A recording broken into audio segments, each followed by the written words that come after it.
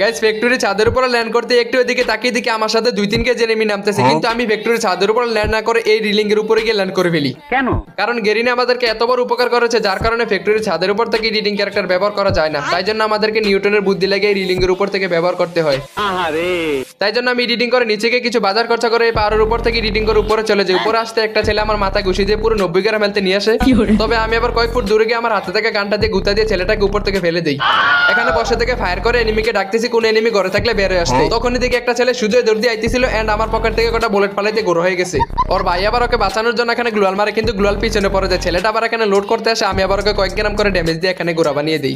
Editing করে আমি আবার নিচে যাই, নিচে গিয়ে সুন্দর করে লোড বক্স একটা ভালো করে আগরবাতি জ্বালিয়ে আমি এখান থেকে লোড ফোর করে আবার এডিটিং করে উপরে চলে যাই। এন্ড উপরে উঠে দিকে একটা ছেলে এখানে জন্মস্থানের পোলাপানগুলোকে জন্ম দেওয়ার প্রসেস চালু করে দিছে। আমি আবার এখান থেকে গোড়ার ডিম ছড়ে মেরে দিই। 3টা গোড়ার ডিম 50 গ্রাম করে 150 গ্রামের ড্যামেজ খেয়ে তাও ছেলেটা ডাউন হয় না।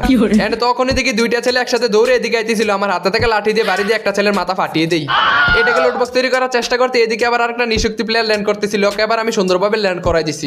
যে ছেলেটা জন্মস্থানে বসে পোলাপানগুলোকে জন্ম দিয়েছে এটাকে একটা লাঠি দিয়ে বাড়ি দিয়ে পাঠিয়ে দিছে ওর পোলাপানগুলো খেলা পারে কিনা দেখার জন্য।